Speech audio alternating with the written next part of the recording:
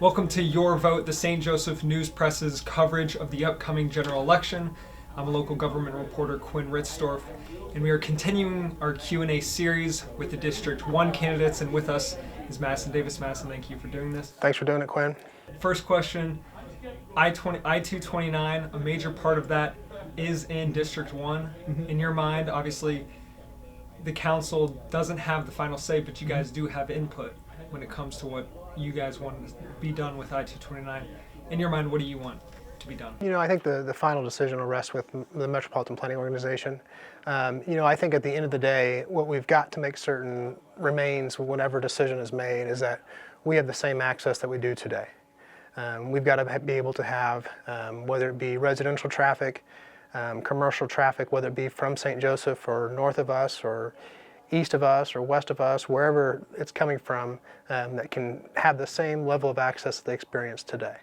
We've got to be able to get traffic from point A to point B where they want to go in the same fashion that we're experiencing today. We've got to be able to have that access to the stockyards. We've got to be able to have that access for the south side, the north side, to make those connections to downtown, just like we're experiencing today. Whether that remains like it is now, or if it's a new structure that the MoDOT would plan and put together and construct.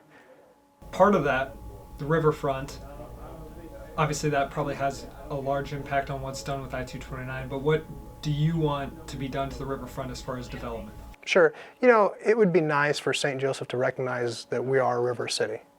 It would be nice for us to be able to have activities on the riverfront, whether it be downtown, whether it be further north on the river near the casino and Remington Center. We've got to be able to embrace our river heritage as a river city. It's one of the largest rivers in the world. Starts in Montana and goes all the way to the Gulf. And we don't do enough to appreciate that heritage that we have. A major part of District 1 is St. Joseph Avenue.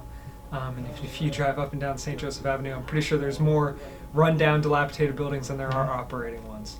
So in your mind, what steps would you take to revitalize St. Joseph Avenue?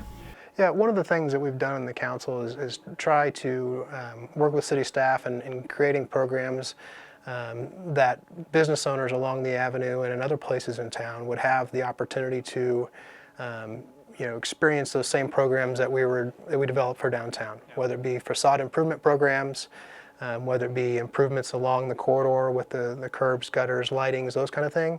But we've got to be able to take some of those programs that were successful in places downtown with revitalizing businesses and bringing business owners to the table with the city and saying, hey, this is what business owners would like to see, this is what the city can put together, and how to get those things accomplished. I think that's one of those things that, maybe there was too long of a delay between what we were able to do downtown and expanding out to the rest of our city, because we owe it to all of our citizens to give them the same attention no matter where they live. You kind of mentioned it, but downtown, the hub of downtown, is also in District 1. Wasn't the case before you guys changed districts. Right. So how do you help continue that growth you guys have seen downtown? Yeah, just doing things like the, with Downtown First or the Downtown Association, and trying to continue to bring activities and programs and events in that area, whether it be at Coleman Hawkins, whether it be at the riverfront, whether it be at the Civic Arena. We've got to make improvements in those areas so that we can see those attractions. We talked about the Civic Arena shortly there, but we've got to make some improvements there so that it can be a structure that can continue to have events in the next 5-10 years. Much like the neighborhood improvement things, maybe there's too long of a wait in getting those improvements made, but we're there and we're doing it. We see things like the NCAA tournament coming in a couple of years. Those are big impacts for St. Joseph. Any positive coverage for St. Joseph is a good thing. And we've got to continue to promote what we do have in St. Joseph rather than talk about the things that we don't have. Infrastructure, blight, streets, whatever comes to mind when I say infrastructure, but what improvements can be made in District 1 when it comes to infrastructure? Yeah, we made some pretty big strides as far as infrastructure in District 1 and the City of St. Joseph. We started right out in 2018 in trying to address the community appearance issue that so many people talk about in the surveys that we receive. That's one of the major things that people talk about that they feel is a big impact in St. Joseph, and that it plays a big significant part in all the other things, whether it be people choosing to live here or people choosing to work here and live somewhere else. And the major thing is that that we continue to invest in St. Joseph.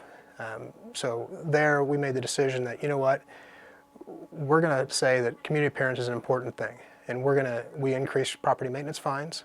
We put together a rental inspection program. We put together something called a vacant property program, so that those structures where business owners or building owners, property owners own a structure in St. Joseph, but it's vacant, it doesn't meet our vacant building program or our guidelines, they've got to have some buy-in on it. For those out-of-town property owners that have property here in St. Joseph that don't choose to maintain their property, we were able to successfully find ways to convert some of those administrative penalties over to judgments, so that we can hold it to those property owners that, they don't live here, but they own property here and they don't care to maintain it.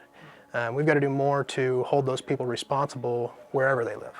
A major topic, in the last year while you were on council was Krug Park and this amphitheater. Just Krug Park in general, again, in District 1.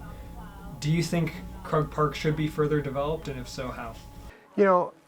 We talked about Krug Park a lot, like you said, in the last year and a half, 2 years, and it's even been discussion longer than that. One of the things that we heard loud and clear from voters was we need to take care of what we have, and that's what we did. I was on the forefront of the parks improvements that were made, in saying, what we have isn't good enough. Saying that, whether it be lighting at Northside Complex or restrooms at Northside Complex or restrooms at Corby Park or restrooms at Krug Park, none of those things worked. So, when you look at what we were able to do as a council through the parks program, is everything going to happen overnight? No. But we were able to bring some improvements to some parks throughout our city that they just weren't usable. And that's no excuse. Our citizens should be able to go to whatever City of St. Joseph park there is and expect the things that there work, are functioning, and that their kids can enjoy a nice, safe place to recreate in whatever the way they choose. So, looking at Krug Park, what we did there was just, same things. Let's get restrooms working. Let's get it to where we can have events here as a community, like used to be had decades ago. And, for whatever reason, the last 20, 30 years, there's been, a lack of an emphasis on investing in those things and improving those things because they should be functioning. Good enough is not good enough. We can strive to be better. We can strive to improve things. A lot of the homeless population lives in District 1. I mean, you have downtown, the St. Joseph Avenue, Frederick Avenue. There's a lot of homeless people in that area. How would you go about addressing kind of the homeless situation in town?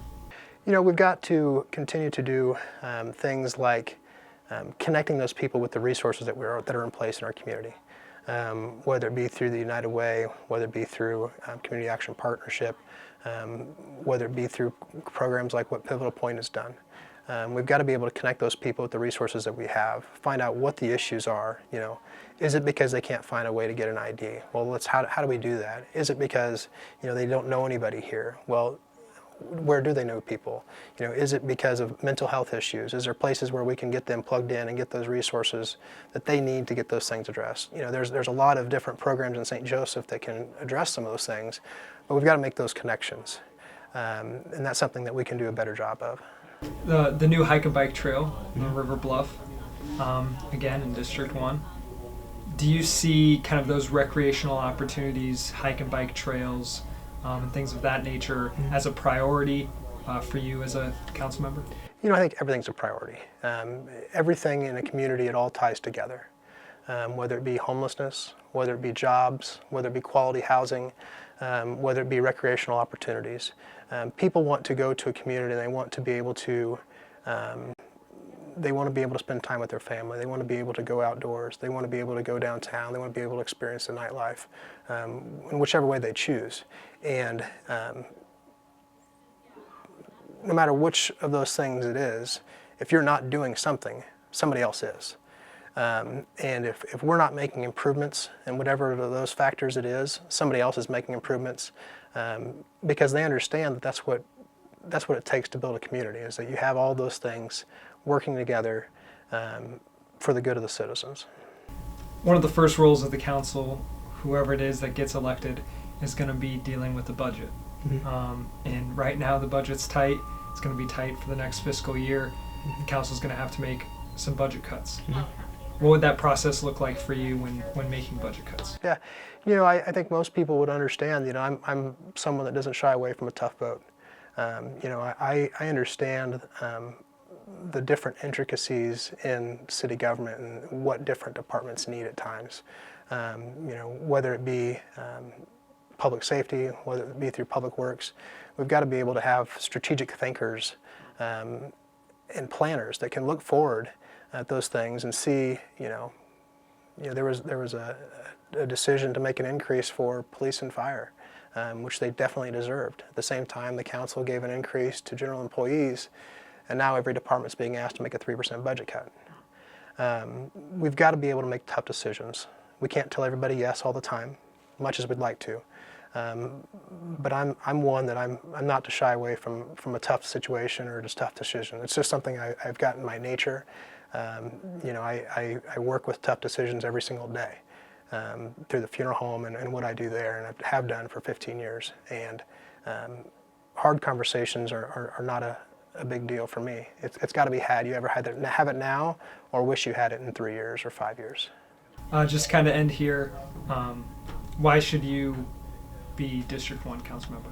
Yeah, you know, I think people should vote for me if they want a candidate that's forward-thinking, that's strategic, that's able to get things accomplished. You look at many of the things that were positive, what we were able to accomplish in the last council term, and I was a huge part of every one of those items, whether it be through enforcing attendance requirements, whether it be through improvements for property maintenance, whether it be through improvements in our infrastructure through bonds for bridges or through the parks program. I'm someone that's continued to prove that I will get things done, and that I will talk about those tough issues and find ways to address them. That's all I had. Is there anything else you wanted to add? No, I appreciate you doing this.